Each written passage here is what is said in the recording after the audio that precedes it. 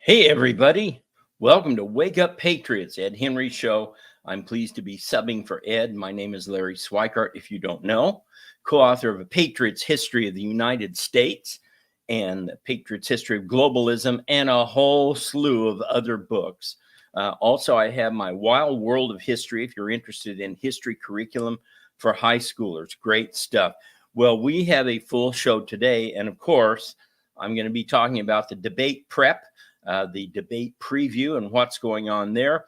We'll also talk a little bit about the Veep stakes, which seem to be on everybody's mind. And then I'll go over a little bit of polling and some of the primaries that have happened, some interesting stuff. But I thought you'd be interested in this. I had taught at the University of Dayton for over 30 years. It was a great place, maybe a little liberal, but they were very, very good to me, as the guy on Saturday Night Live used to say. And when I retired, I moved back to my home state of Arizona, Phoenix. Well, we came back in the early part of summer, and I had forgotten how hot Phoenix is. Now, I'm not complaining. I love the heat. 120 gets a little toasty, but I can handle it. It's certainly better than earthquakes, hurricanes, tornadoes, and all that incredible humidity like some of you get down south. So anyway, we came in the summer, and I remember I had an iPod, a music device from Apple, in my car. And first time we went out shopping someplace, I left the iPod in my car and forgot to roll down the windows and forgot to cover it up.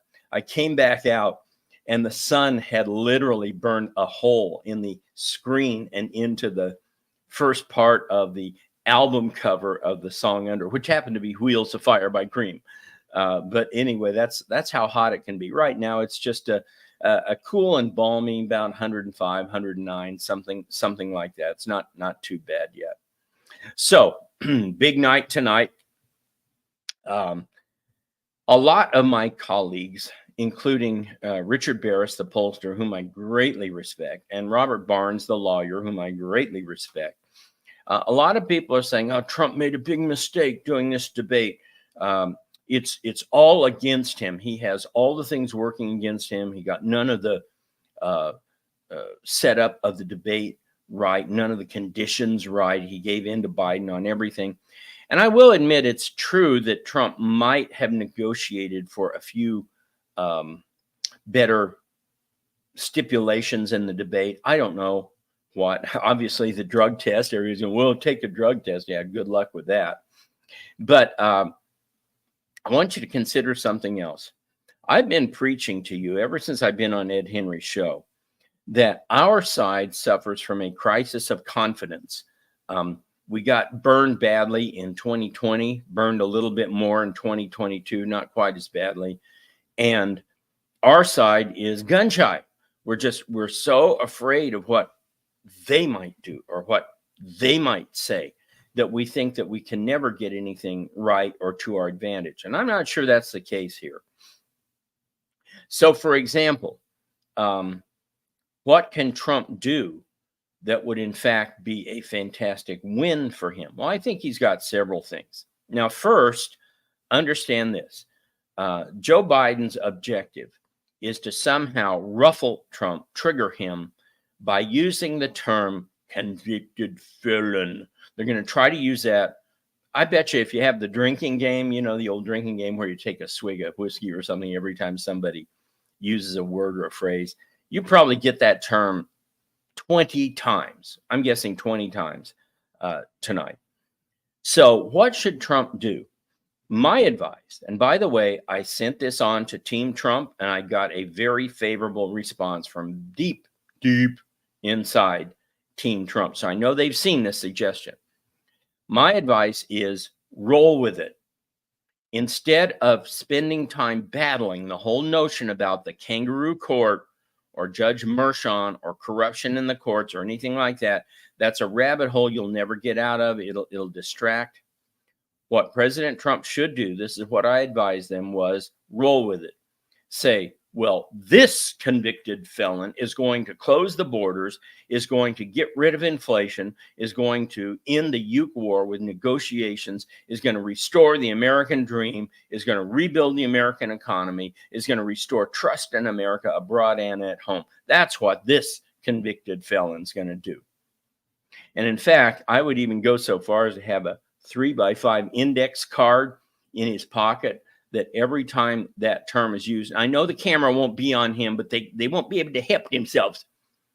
Little sidebar, back when George W. Bush was running for governor of Texas against Ann Ma Richards, she said something to the effect, maybe this was at the Democrat convention in 1992. She said something like, couldn't have been, had to be later. Anyway, she said of George W. Bush, he can't help it. He was born with a silver spoon in his mouth. She said that of George H.W. Bush. That's what it was. And so they can't help it. So what Trump ought to do is have a 3x5 index card with the words in quotations, convicted felon. And every time Biden says that, Trump should just roll his eyes and hold that up. Don't make any noise then, just hold it up. And I promise you, they won't be able to keep the camera off that. They won't be able to help themselves because it's who they are. Just, we got to get this. We got to get this. I mean, that would be astounding. So that's my first suggestion is roll with the term convicted felon. Don't fight it. Just act like it's so insignificant, which it is in the grand scheme of things, that it's so horrendous that it's not worth your time, and that you have more important stuff to debate, such as the economy, illegal immigration, inflation, the Uke War, whatever else. You've got a ton of stuff to get to, and you can't be bothered with this. My second suggestion, and it appears Trump is going to do this because he has several vice presidential potential candidates in the office there in Atlanta. By the way, my nickname for this meeting, you know, had how Ali and Fraser had the Thriller in Manila. This is the Mylanta in Atlanta. Anyway, so at the Mylanta in Atlanta, there's going to be several of these vice presidential candidates in the audience, including Vivek Ramaswamy, I think J.D. Vance, I don't know who, Doug Burgum, I think is also there. So my suggestion number 2 to President Trump is at a select moment. Obviously, you can't wait too long in the debate, but if you feel like Biden is getting on some sort of roll, or that the moderators, which they will try to do, are helping him way too much, are slanting this in Biden's direction, President Trump should at that point say, I'm going to answer your question, but first I have an important announcement, and that is my vice presidential running mate, whom I have selected, and it is, and then name the person, and then give a very short list of his achievements or why he's so great. I don't think it's a she, unless he surprises us with Sarah Huckabee Sanders. That would be the only female out there right now I could tolerate. So believe me, if he does that, the news cycle on Friday will not be anything Biden said or anything else President Trump said. The news cycle on Friday will 100% be Trump announces so-and-so as running mate at debate. And then the second headline will be Biden lands blows and debate or some nonsense. You know, they're going to say Biden won, even if he stumbles on stage, falls over in a pants-filled pooping mess. It won't matter. They're going to say he won the debate, and that's okay. And this brings me to another point, and I'll get to my third debate point in a second. Back in 2016, President Trump showed it's not important who the hoax news media says won. The only thing that's important is what all of the online shock polls say afterwards. And Trump was able in 2016, though not in 2020, to dominate these online shock polls with his supporters, MAGA people who just came out of the woodwork. And so no matter what the experts said, President Trump won all those debates with Hillary. And he's going to do the same thing, I think, this time. And again, another diversion. I have not, like Rush Limbaugh, I have not forgotten where I am. There's still one more debate point to cover, but another little diversion, and that is, I think Sally Miles has been exceptional for this campaign. I know there's people who don't like her because they think she's too much of a rhino or too much of a traditionalist, or she backed this candidate or that candidate. Sally Miles strikes me, that's Trump's campaign manager now. I haven't heard of her. Who's she? See, this is why it's very important. You don't want to know who the campaign manager is. They should be the least known person in the world, because the focus should be on the candidate, not the manager, right? That's one of the reasons you didn't want people like Manafort, who were under all these indictments and legal suspicion. That's the last thing you want with your campaign manager. So Sally Miles, who's been his campaign manager, has done a superb job. You would have to admit this. He's leading in almost every poll, which I'll get to a little bit later. He's never trailed in a single Arizona poll in 2 years. She seems to have this under great control and knows exactly what he should say and where he should go. Even Barnes, who can be a critic of Trump's comments sometimes, of Trump's tendency to go out on a limb, even Barnes has said he's much more disciplined this time around. I think that's all Sally Miles. So I would add this. I think she knows what she's doing when it comes to this debate. She's so far known what she's doing. And so if she has set this up and she agrees to this, I think that that it's probably going to be pretty good. So anyway, my point number 3, and I know this is really radical and out there, but what I think the third thing President Trump could do in the debate is to restate his opposition to the Department of Education and say, which educates no one. No student has ever been educated by the Department of Education. Say, my plan is to dismantle it, but, and this is a thin line, because you got people that do think that the DOE actually educates people, say, but in the meantime, we're going to use all that money as vouchers for parents, a voucher for every student that follows a student wherever they go, to a private school, to a charter school, to a public school, or to home school. Watch him roll that out. If he rolls that out, that would be enormous. And you just get a firestorm of both support and opposition. So those are, I think, several ways in which President Trump can easily win this tonight. The announcement of a Veep pick at a crucial moment itself would guarantee that Trump wins the news cycle. So let's talk just a little bit about the Veep stakes and who's really out there and who can possibly be Trump's pick. First, you have Ben Carson.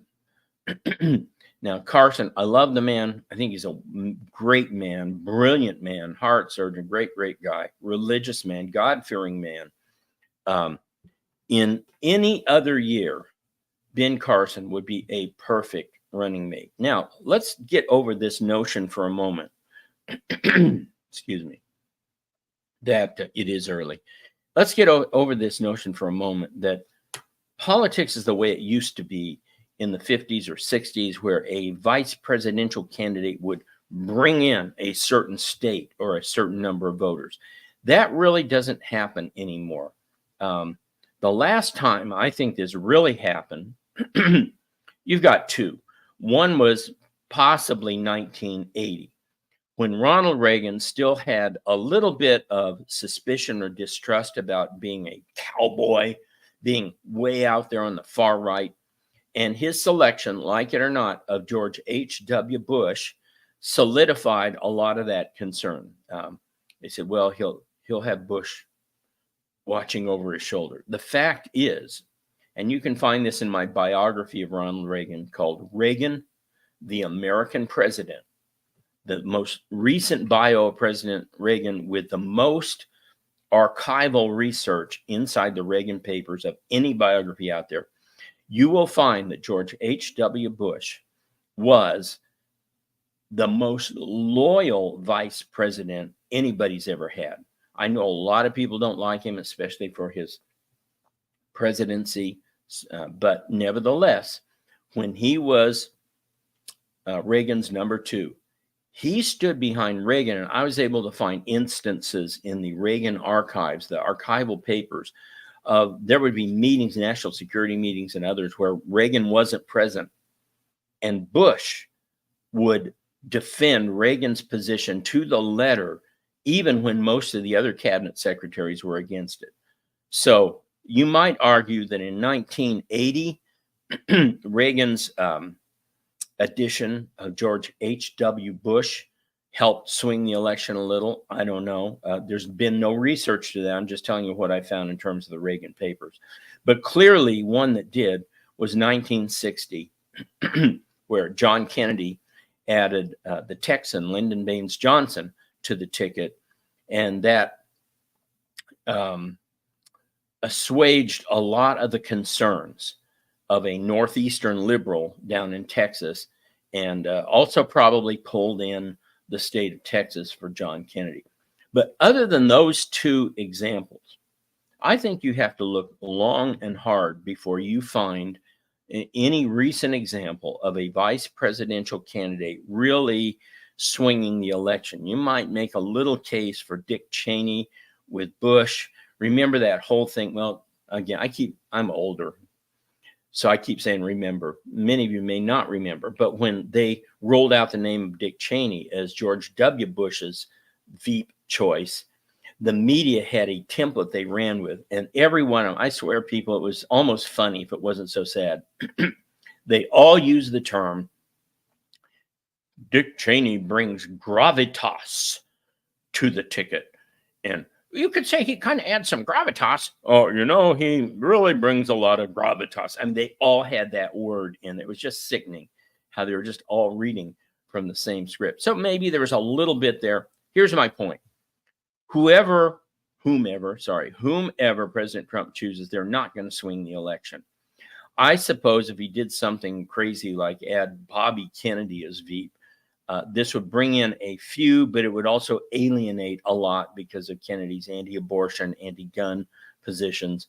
So I don't think that the announcement of whoever the Veep is going to change the race. Now, here's what it will do. So I'm getting to the roster here, so hang on. The vice president's major job in this election is to serve as a fire insurance policy for President Trump. The Veep must be somebody so hated and so feared by the deep state that they don't dare remove Trump because they'll get somebody worse. Sort of a Spiro Agnew to Richard Nixon.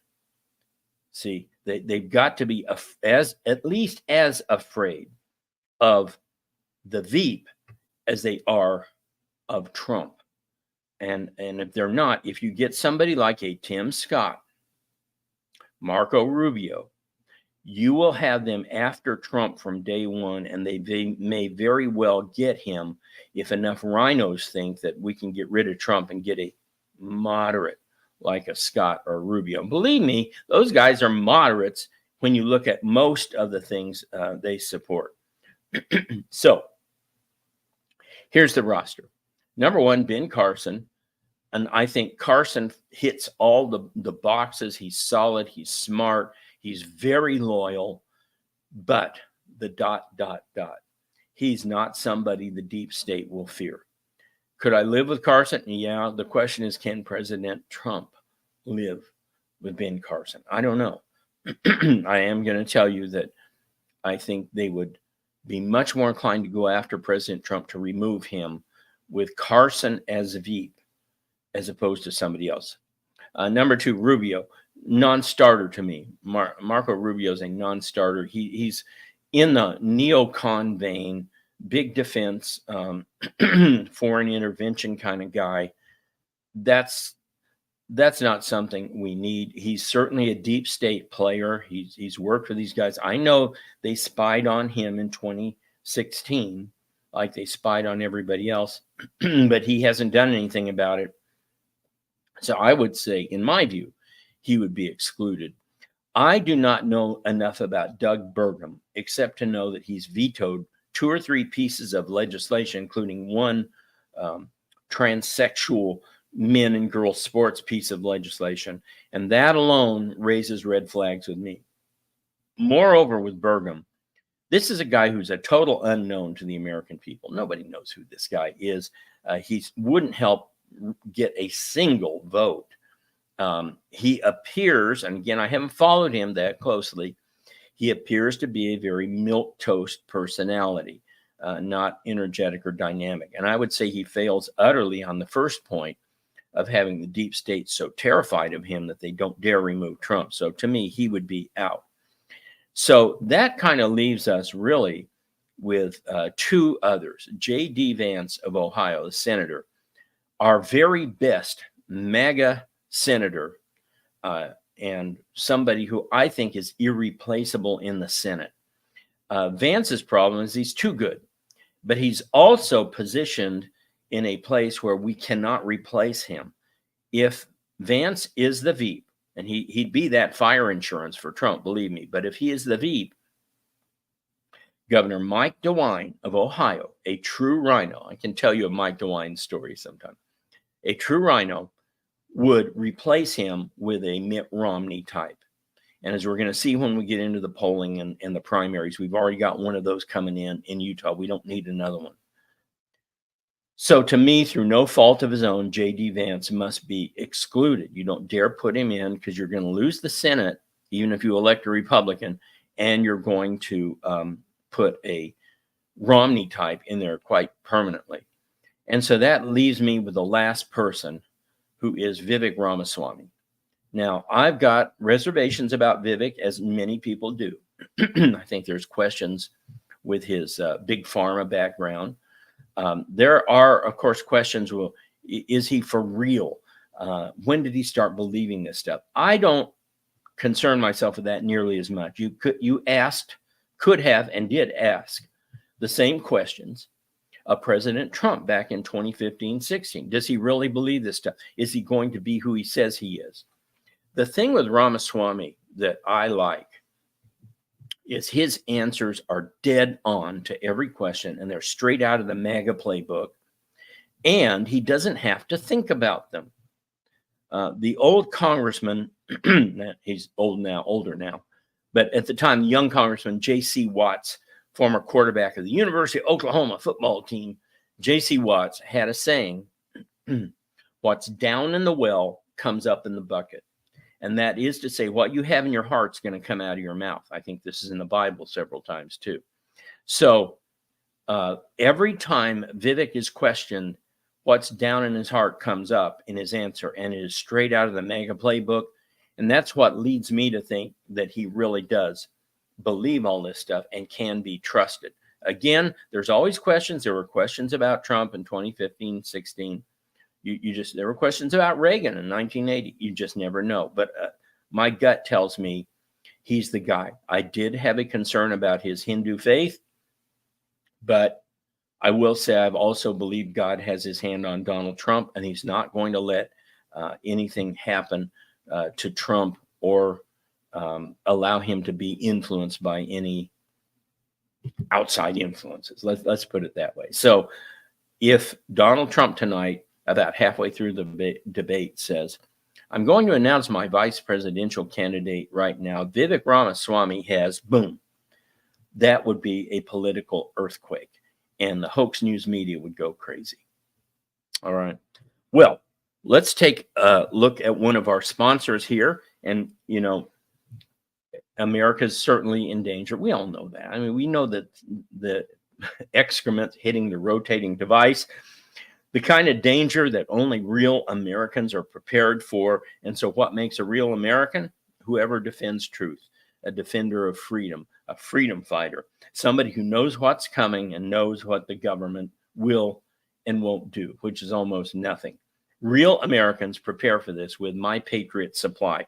Since 2008, My Patriot Supply has helped millions of Americans prepare for emergencies. And look, it doesn't have to be this emergency, right? If something doesn't happen, you're still prepared for what, there's going to be an emergency at some point. Since 2008, My Patriot Supplies helped millions of Americans prepare for exactly these kinds of things. Too much heat, too much cold, hurricane, tornado, etc.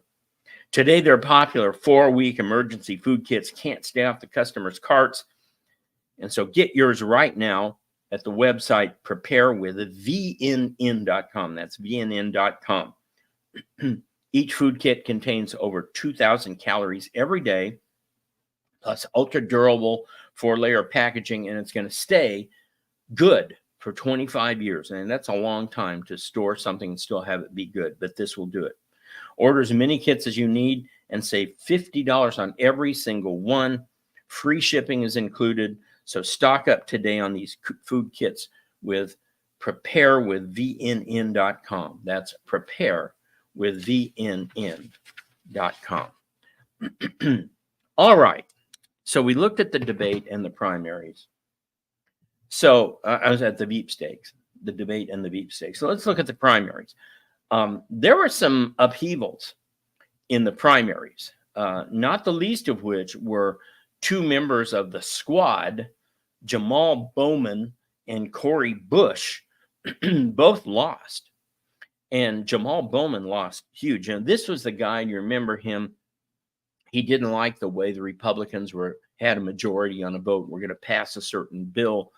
So he went out and he pulled the fire alarm, had to vacate the building and everything. And they caught him. Of course, nothing happens to this guy. Nothing ever does. So he was still in until now. Now he's been given the boot. What does this portend? I'm not sure if this is leftists disappointed with antics or if it's leftists who say maybe we've gone too far. I never really consider that with leftists. The true progressives never think they've gone too far. They only think that their messaging is wrong. If you read James Carville, he's constantly been criticizing Biden's administration, but it's never the policies. Never, ever the policies. It's always the messaging. No, Jimmy. Yeah, listen here. It's all these policies. People just don't understand how these policies going to work. You know, there's this kid Star still got his hand on there somewhere. I know it, Dan. I know back there he's in there someplace flying around on a UFO dropping cigarettes on little babies. Right? No, James, it's the message. It's the policies that are wrong, but they don't get that. On the Republican side, there are a couple of very big MAGA victories. Lauren Boebert won her seat back, and then you had somebody named Sherry Biggs, a very MAGA candidate out of South Carolina, who won the primary down there. Now, there is some bad news in all of this. In Utah, which is a solid Republican vote, folks, you could nominate Howdy Doody in Utah, and if they're a Republican, they're going to win. So why not nominate somebody who's going to actually represent you? But no, they went with a guy named John Curtis for the Senate. Believe me, I hate being a negative person. This guy's going to be another Romney. You just switched out Mitt Romney for some unknown chowder biscuit who's going to go out there and vote like Romney did. Also, they reelected their mayor, Spencer Cox. They didn't reelect him; they renominated him. But it's like I say, in Utah, it's the same thing. They're both going to get elected. Spencer Cox. They're both viewed as moderates. I have real trouble with that term. I think they're both light leftists. So nothing's going to improve there. Utah is so strange. It's obviously a Mormon state. And if you look at the history of Brigham Young, he was anything but a moderate. This is what I don't understand. I have a very close friend who's a Mormon in Utah, and he tries to explain their elections to me. He goes, Larry, Mormons are a very polite people. We want decorum and polite behavior. And that's why they're so turned off with Trump, for example. And this is why I just don't get. Brigham Young was not a polite person. This guy was a hammer. And so I just, it's one of those things, there's a popular song out there right now, Some Things I'll Never Know by Teddy Swims. Love that song. This is some things, this thing I'll never know. I'll never understand that. Now, what is also important is that there were a couple of special elections. I think Boebert was one of these. I'm not sure, but there were two. There have been two special elections here in the last 6 weeks, and Republicans have won both of them. A very MAGA candidate won one of these special elections.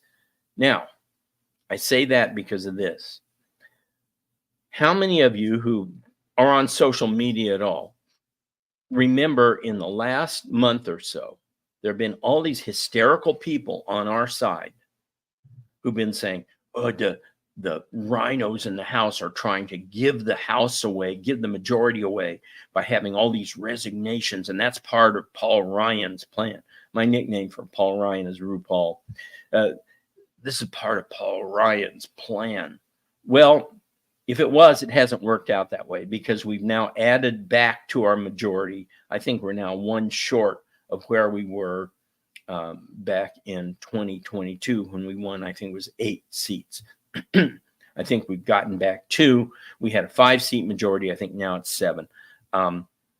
So the hysterics were wrong. Let me just say something about that. If you spend much time on social media, you're going to find a lot of people who are doomers. Do they really think that? I don't think so. I think that a lot of people need clicks, as they say. They need you going to their website because they have something hysterical to say. They're scaring you to death. And as a result, they're telling you what you want to fear. So look out for this, that Republicans are going to lose the House. In my view, they were never, ever, ever in danger of losing the House majority. Most of these resignations were filled, as they have been, or will be filled. I think there's another special election in July, by special elections, and they're all from heavily red districts. Many of them are from very MAGA districts. So I was never concerned that the House is going to lose its majority.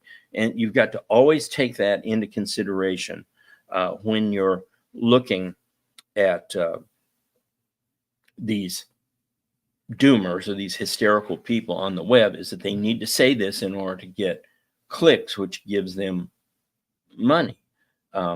We all need money and we all approach it in different ways, but I just say be careful of some of these people. All right, let's do this. Before we go on to our polling, let's take a look at this ad. Everybody's talking about, weight loss injections because the results are so dramatic. And I cannot mention this one drug by name, but you know what it is. These injections work by lowering blood sugar and reducing appetite. Stop eating. But what if you need to lose weight and you don't have the money or don't want weekly shots or you don't want a lot of those side effects? That's why doctors created a weight loss supplement called Lean, and the results are remarkable. The studied ingredients in Lean have been shown to lower your blood sugar, burn fat by converting it into energy, and curb your appetite and cravings so you're not as hungry.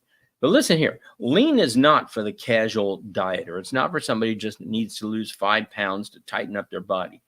The doctors at Brickhouse Nutrition created Lean for frustrated dieters with 10 or more pounds to lose.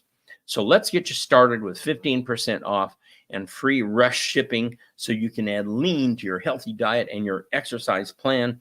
Visit leanvnn.com and enter VNN for your 15% discount. That's promo code VNN. You know the code at leanvnn.com. Okay, polling. This has the Democrats terrified, folks.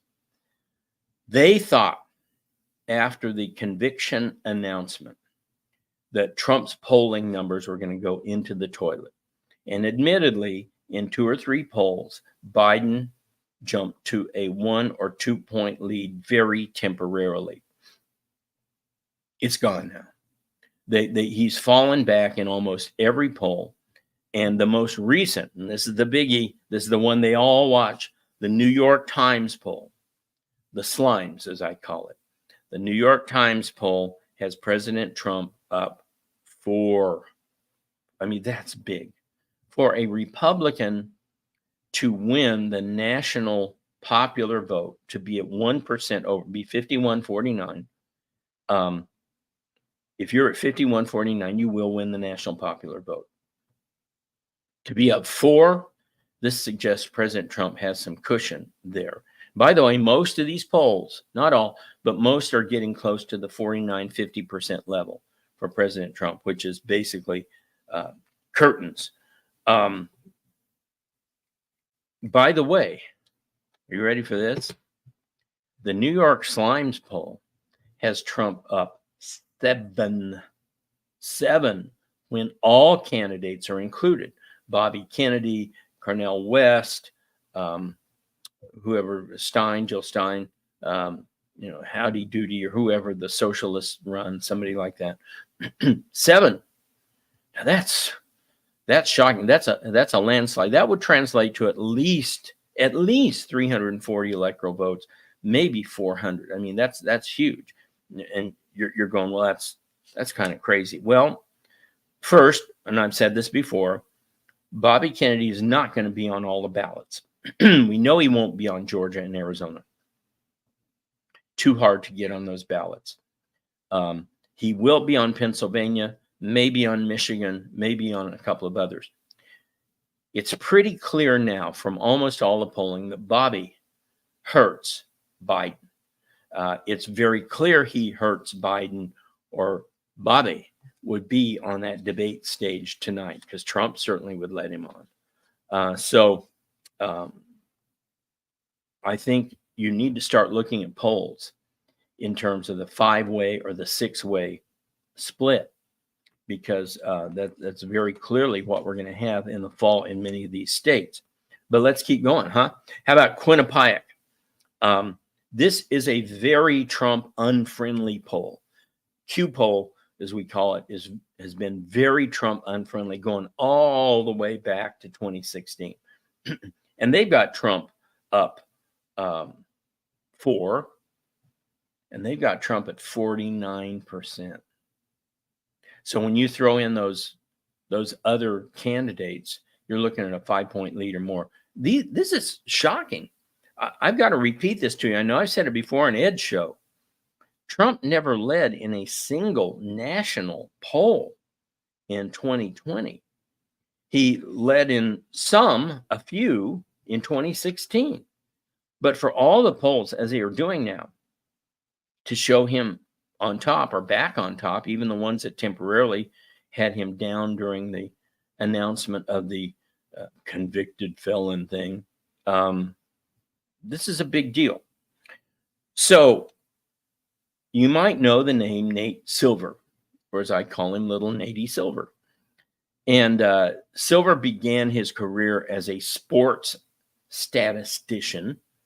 Then somehow, in the Obama years, he ended up doing some modeling based on polls, but also on other things that predicted Obama would win.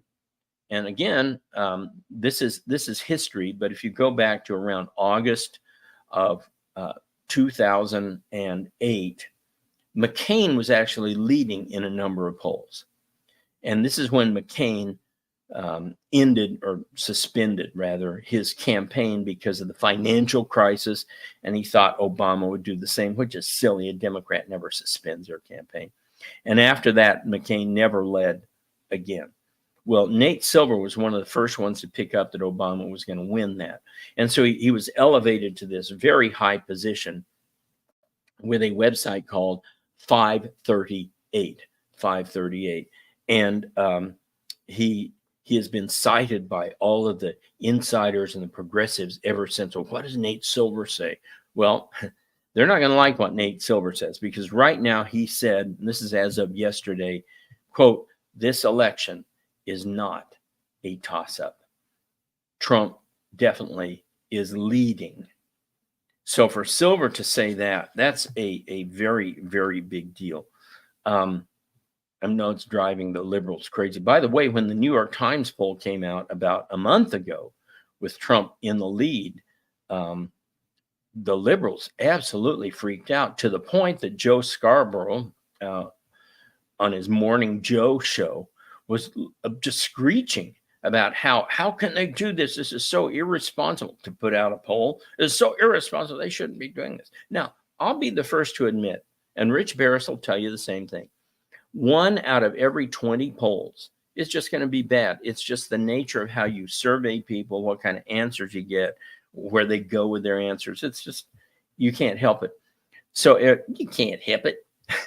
So every once in a while, you're going to see a real, as we call them, outlier. That's not a big deal.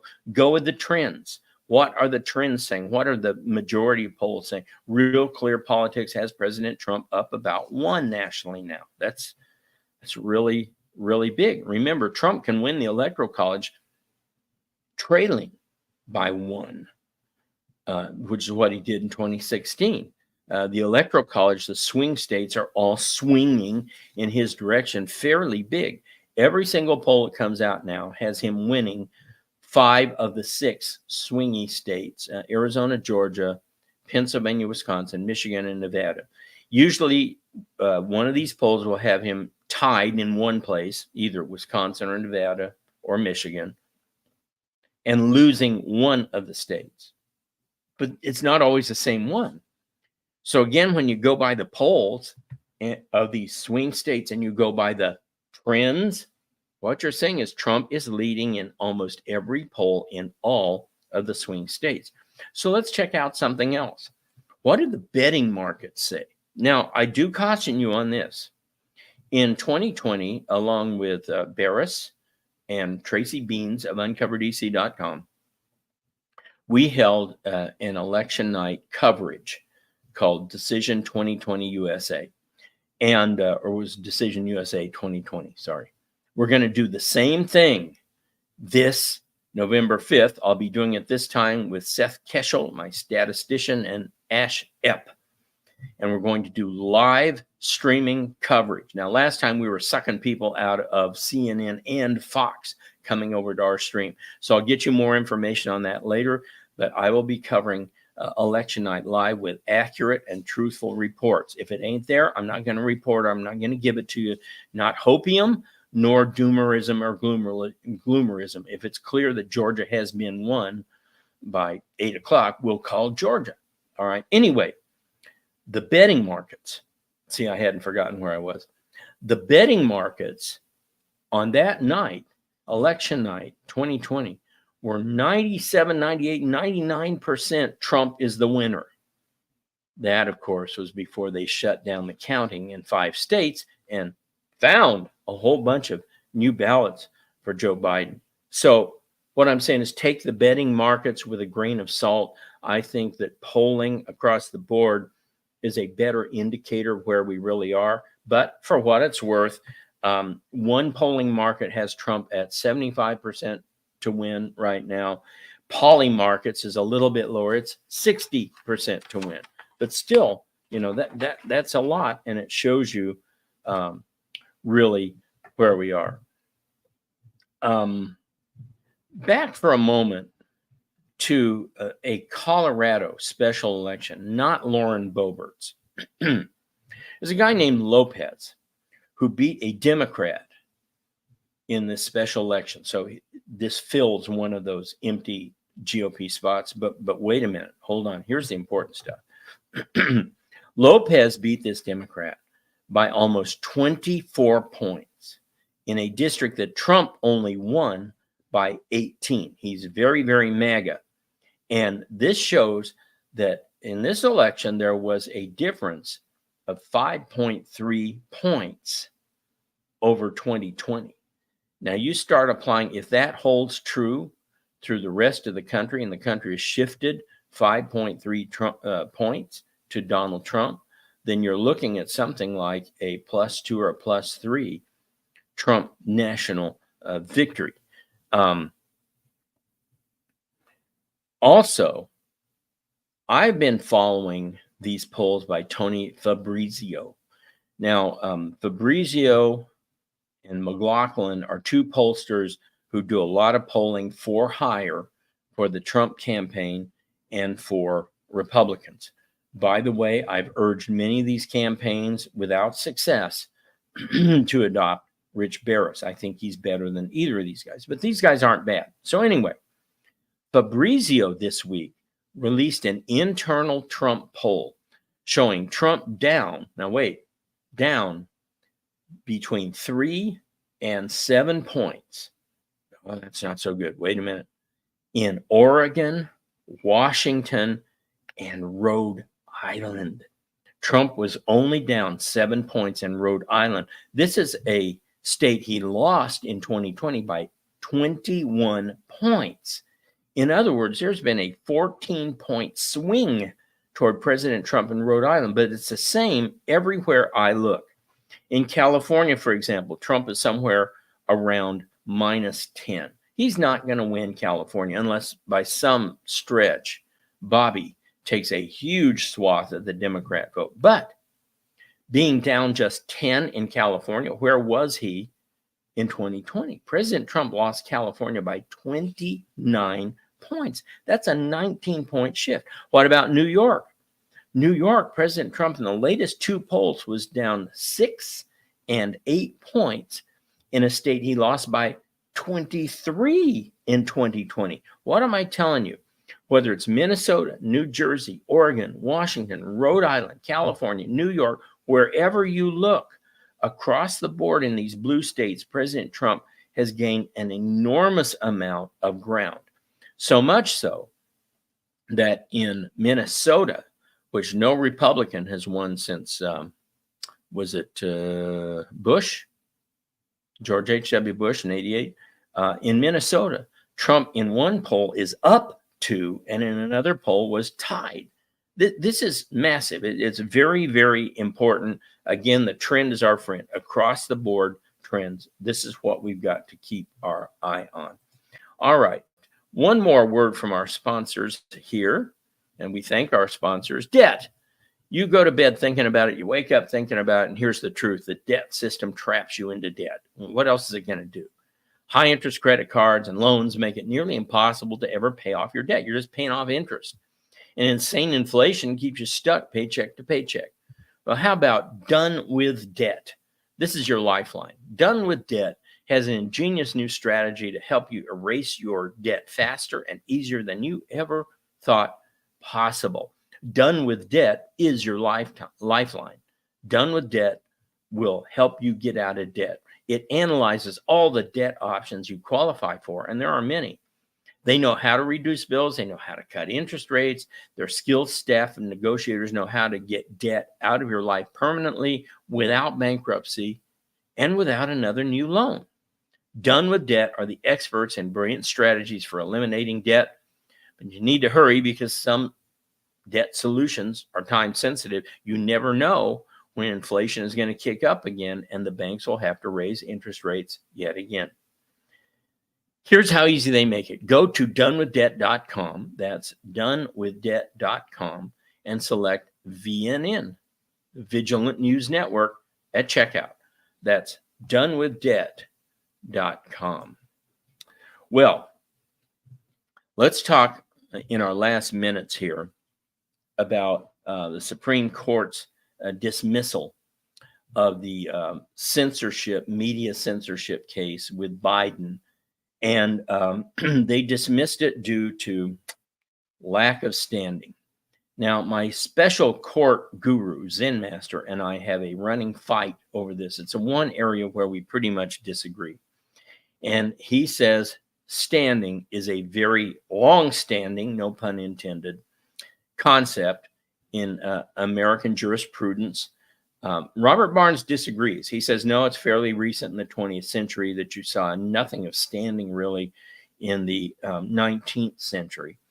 So I'm not enough of a legal historian to know which it really is. But I can tell you that standing is now the fallback position for any court, state, local, or Supremes, if they don't want to deal with a thorny issue, such as election fraud or such as this media censorship.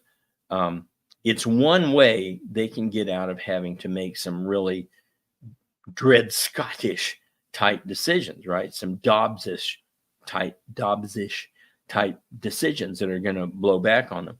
So I see no way to fix standing.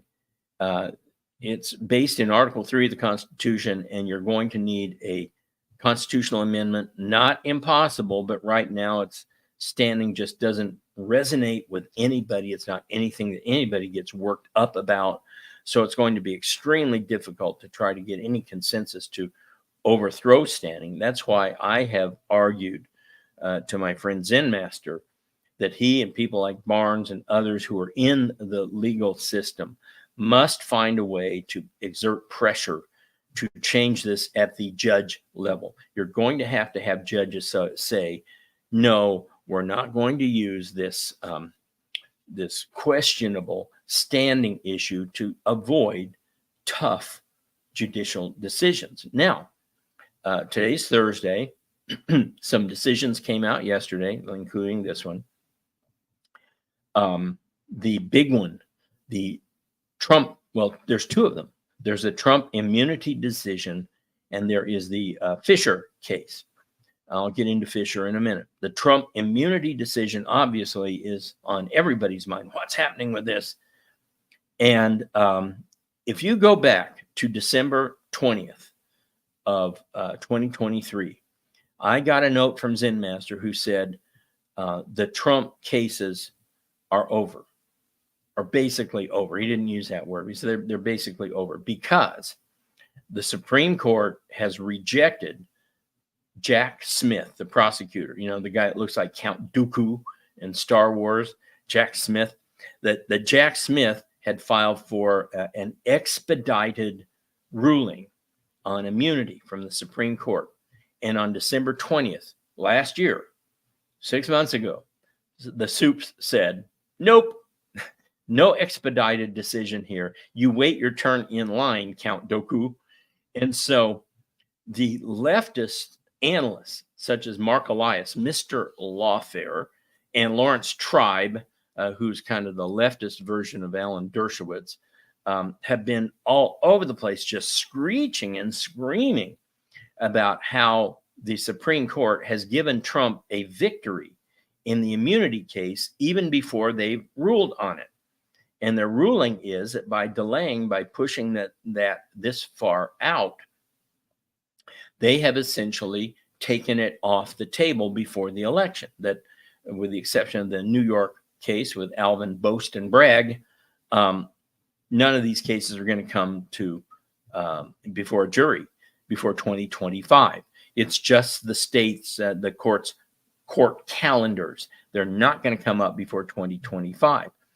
And as a result, Elias and Tribe last week both admitted Trump has won the immunity cases because it doesn't matter how the Supreme Court rules, that it's delayed so long that the election's going to be the real decision, which is what Robert Barnes said all along. He said all along that none of this was going to matter because the election will decide, and if Trump is elected, he can pardon himself.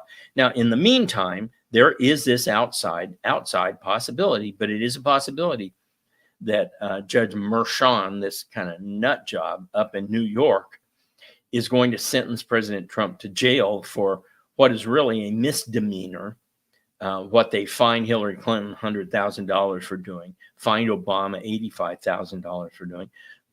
But no, he's probably going to see if he can throw President Trump in jail or give him a home confinement so he can't campaign for a month or so.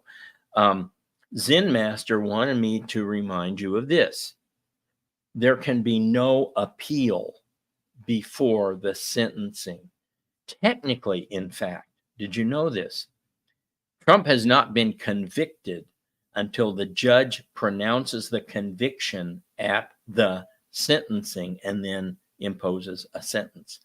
But again, going back to our very first point, we don't want Trump to get into those weeds in the debate. Public, it'll be too hard for the public to understand. It'll be too confusing. Just say this convicted felon is going to stop the invasion at the border, et cetera, et cetera. So, immunity. Zen Master thinks almost certainly it's going to be either 6-3 or 7-2 in favor of President Trump, that they will remand the case back to the lower court after saying, this is what constitutes presidential immunity. You need to decide which of these various charges are still going to hold up after we cut out all this presidential immunity. Zen Master does not think that the boast and brag trial will be affected by whatever the supes decide on immunity. So that pretty much leaves us with the question of whether or not the Judge Mershon there is going to actually go that last crazy step and impose a jail sentence on the leading candidate for the presidency. Now, that sentence cannot take place, as I understand it, during an appeal. And so, of course, immediately President Trump would appeal. The courts cannot rule. Neither the New York Appellate Court nor the U.S. Supreme Court can rule until there is a judgment and a sentence in that case. So a great deal is going to rely on the immunity decision. Where I was going with all this, that is this. I don't know if the supes are this attentive to public opinion. I think they are. Zen Master thinks not. Barnes thinks they are so. But if they're sensitive to public opinion, they know that all these liberals have been going after them like crazy for their, Alito's wife's flag was upside down in distress, and Thomas is getting supported from some millionaire in Texas and all this kind of stuff. And they're desperate because they see the immunity decision not going their way at all. It won't surprise me, folks. You can mark this down. I could be wrong. I don't think they're going to release immunity today, and I don't think they're going to release immunity tomorrow. They have indicated that they may very well extend the session into July. And the reason for that is that they have so many cases. They have at least 17 more major decisions, including Fisher, to release. And so I think they're going to push the immunity till the very last day. And just as they announce that those justices are going to be on a horse heading out of Dodge, they're going to be running out of Dodge as fast as they can and getting away from all the protesters, go to their summer homes or whatnot, so they don't have to face these crazy people. I'm going to have to save the Fisher case for next time. It's very important. It involves the Chevron defense, and it is going to be the unraveling of the deep state. I think we're going to get a very favorable decision from the Supreme Court on that, and it's going to be at least as important in the long run as President Trump's immunity case, but we'll have to take that one up later. Before I say goodbye to you guys, I want to remind you of the Wild World of History and the Wild World of Politics. At the Wild World of History, it's a history curriculum website where I have a full curriculum in U.S. and world history, as I like to say, for the U.S. course, based on my New York Times #1 bestseller, Patriots History of the United States. It's Columbus to Trump. We go from Columbus all the way to 2018. And if you go on the website, wildworldhistory.com, scroll all the way down, you'll come to a box that says sign up for our newsletter. You sign up, you will get the free 20th anniversary edition chapter of 2018 to 2023 of the 20th anniversary edition of Patriots History of the United States. So check that out. I teach every lesson in high production, high quality video, every lesson. Same thing with the world history course from 1775 to the present, all the big names: Churchill, Gandhi, Lenin, Marx, Mao, Eisenhower, Kennedy. Also, if you're more into the politics side, go to the Wild World of Politics. And there you're going to see, I have all sorts of incredible videos for you guys. I just finished the Globalism Then and Now series. That's up there for you if you're a member of the Insider subscription. And you get Larry's political commentary 3 days a week, right after I do my today's news. And the last thing is, if you go to the Wild World of Politics and you go right down, you'll see today's news. Subscribe to that, and you'll get my daily news recount with a little bit of snark.